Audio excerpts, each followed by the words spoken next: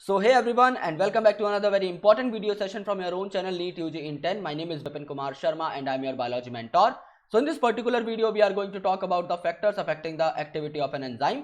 और यहाँ पर हम दो important factors की बात करने वाले हैं in this particular video. The very first factor affecting the enzyme's activity is temperature and the second one is going to be the pH. So please make sure कि आप इस वीडियो को देखें जिससे आप इन दोनों फैक्टर्स की इंपॉर्टेंस को समझ पाएं in the enzyme activity phenomena, right? So let's proceed and let's crack it, guys. So these are some important credentials of mine. You can have a look if you want. Otherwise, let's proceed. You can also get connected to us via Unacademy's learning app. This app is freely available on Google Play Store. You just need to install this app. You just need to go to the NEET UG section and after that you need to click on the get subscription icon. जैसे ही आप लोग get subscription पे click करेंगे you will be getting all our subscription packages on your screen.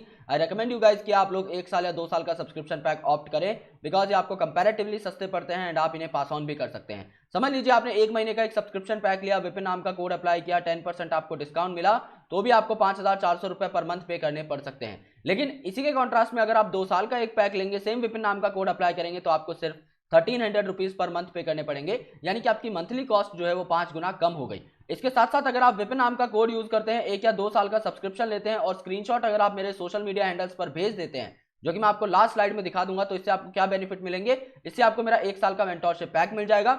इससे आपको मेरे सारे इंपॉर्टेंट पीडीएफ नोट्स मिल जाएंगे in handwritten and in type format. इससे आपको मेरी सारी एसेंशियल पीपीटीज मिल जाएंगी. आपको काफी सारी DPP sheets and question banks मिल जाएंगे which are really gonna be important for your preparation guys. So please make sure आप विपिन नाम के कोड का यूज करें और अपने दोस्तों को भी इस कोड के बारे में जरूर बताएं. सो this is the graph 1 and this is the graph 2. और ये दोनों ग्राफ सेम हैं, बल्कि हम ये कहें तो ये दोनों ग्राफ जो हैं इसमें आप टेम्परेचर / pH लिख दें और एक ग्राफ बना दें तो भी आपका ग्राफ जो है करेक्ट माना जाएगा. यहां पर आपकी एंजाइमेटिक एक्टिविटी है ऑन दिस पर्टिकुलर एक्सिस, यानी एंजाइम आपका कितना एक्टिव है. सो यहां पर आपका एंजाइम कम एक्टिव है और यहां पर आपकी पीक आ चुकी है, यानी कि यहां पर इस पर्टिकुलर पॉइंट ऑफ टाइम पे एंजाइमेटिक एक्टिविटी आपकी मैक्सिमम है. Similarly, this is also your enzymatic activity. So at this particular point, your enzymatic activity is maximum. So her enzyme काम करने के लिए एक ऑप्टिमम pH और ऑप्टिमम टेम्परेचर की रिक्वायरमेंट रखता है, यानी एक ऐसा pH है जिसपे हर एंजाइम अपना मैक्सिमम पोटेंशियल दे पाता है.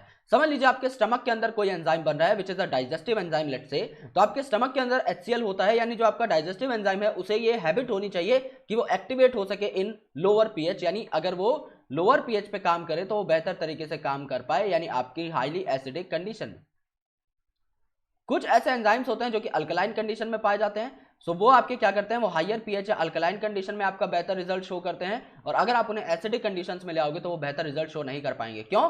क्योंकि आपकी जो चार्ज की प्रॉपर्टीज है वो थोड़ी बहुत चेंज होती रहती हैं विद इंक्रीज और डिक्रीज इन pH. समझ लीजिए ये आपका अमीनो एसिड, इस पे 4 ग्रुप्स लगे रहते हैं. पहला आपका हाइड्रोजन एटम, दूसरा आपका R ग्रुप जो कि हर अमीनो एसिड में अलग अलग होगा, फिर यहां पर आपका अमीनो ग्रुप है, फिर यहां पर आपका एसिड ग्रुप है. समझ लो आपने हाईली एसिडिक कंडीशन में इसे रख दिया तो NH2 नहीं रहेगा, ये NH3 पॉजिटिव बन जाएगा. CO नेगेटिव नहीं रहेगा, COH बन जाएगा. सिमिलरली अगर आप इसे बहुत ज्यादा अल्कलाइन कंडीशन में डालते हैं तो ये NH3 पॉजिटिव नहीं रहेगा, ये किस में कन्वर्ट हो जाएगा, NH2 में कन्वर्ट हो जाएगा. COH नहीं रहेगा, ये किस में कन्वर्ट हो जाएगा, CO नेगेटिव में कन्वर्ट हो जाएगा. तो overall what you are going to see over here is, overall you will be looking कि यहां पर थोड़े बहुत चेंज हो गए हैं आपके pH की वजह से, यानी कि जो मैक्सिमम पोटेंशियल है वो आपका एक निर्धारित pH के ऊपर आ पाएगा, और वो जो निर्धारित pH होता है जिसके ऊपर एक एंजाइम अपनी बेस्ट पोटेंशियल दिखा पाता है उसे आप क्या कहते हैं, उसे मेरे दोस्तों आप लोग कहते हैं ऑप्टिमम pH. ओके, इसे आप ऑप्टिमम pH बोलते हैं.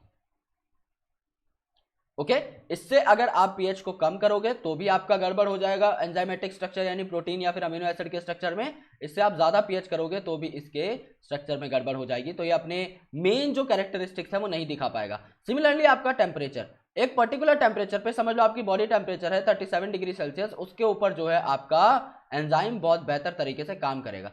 समझ लो आपने टेम्परेचर कर दिया है बहुत कम, समझ लीजिए 18 डिग्री सेल्सियस आपने कर दिया है या और कम कर दिया है, समझ लो, तो जो कोल्ड ब्लडेड एनिमल्स होते हैं उनके अंदर थोड़ी बहुत प्रॉब्लम ये वाली देखने को मिलती है कि इनके एंजाइम्स जो है ये इनएक्टिव होने लग जाते हैं कम टेम्परेचर पे. समझ लो कि आपका बहुत कम टेम्परेचर हो गया, आपको जब किसी पर्टिकुलर बायोलॉजिकल रिएक्शन को स्टॉप करना रहता है तो आप उसे 4 डिग्री सेल्सियस पर रख देते हो. क्यों? क्योंकि उस लेस टेम्परेचर पे जो है आपका बायोलॉजिकल रिएक्शन टेक प्लेस ही नहीं कर पाएगा, because enzymes will be inactivated at that 4 degree Celsius temperature, right. So जब आपका टेम्परेचर कम होगा तो एंजाइम क्या हो जाएगा, इनएक्टिवेट हो जाएगा, और जब आप बहुत ज्यादा टेम्परेचर बढ़ा दोगे तो एंजाइम क्या होता है, आपका टर्शरी स्ट्रक्चर होता है जिसके अंदर क्रेविसेस और पॉकेट्स होते हैं। तो ये जो 3 डायमेंशनल फोल्डेड टर्शरी स्ट्रक्चर रहता है आपका किसी प्रोटीन का, ये खुलना स्टार्ट हो जाएगा। ये N2C टर्मिनस जो आपका यहाँ पर शो किया गया है, ये खुलना स्टार्ट हो जाएगा और ये अपने प्राइमरी स्ट्रक्चर में कन्वर्ट हो जाएगा। एंड प्राइमरी स्ट्रक्चर आपके एंजाइमेटिक एक्टिविटी के लिए बिल्कुल भी सुटेबल नहीं होता, you know that very well.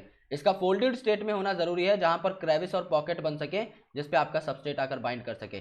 So overall अगर आप टेम्परेचर कम करेंगे या बढ़ाएंगे तो भी आपका क्या होगा, यहाँ पर बहुत ज्यादा दिक्कत हो जाएगी और आप एक केमिकल रिएक्शन को ठीक से नहीं करा पाएंगे, एंजाइमेटिक एक्टिविटी आपकी कम होना स्टार्ट हो जाएगी। तो एक पर्टिकुलर पॉइंट पे जो है ऑप्टिमम टेम्परेचर या पीएच पर आपकी एंजाइमेटिक एक्टिविटी मेंशन होती है जो सबसे मैक्सिमम होती है, और उसके दोनों साइड में जब आप मूव करेंगे किसी भी पर्टिकुलर चीज के लिए तो आपको क्या देखने को मिलेगा, आपको ये देखने को मिलेगा कि एंजाइमेटिक एक्टिविटी आपकी ड्रास्टिकली डिक्रीज हो गई है, right. So this is something that you need to note over here. I hope आपको वीडियो समझ में आ गई होगी। तो अगर आपको वीडियो समझ में आई तो आप वीडियो को लाइक कर सकते हैं, चैनल को सब्सक्राइब कर सकते हैं, बेल आइकन को प्रेस कर सकते हैं, so that you never miss an update from NEET UG in 10। अगर आप अनअकैडमी का सब्सक्रिप्शन लेकर मुझसे लाइव पढ़ना चाहते हैं मेरे बैच के अंदर, तो आप विपिन नाम के कोड को यूटिलाइज कीजिए और अपनी पेमेंट का स्क्रीनशॉट लेकर आप मेरे सोशल मीडिया हैंडल्स पर भेज सकते हैं जिससे मैं आपको अपने मेंटोरशिप बैच में एनरोल कर पाऊं। Thank you so much guys, lots of love and I will catch you in the next video. Thank you.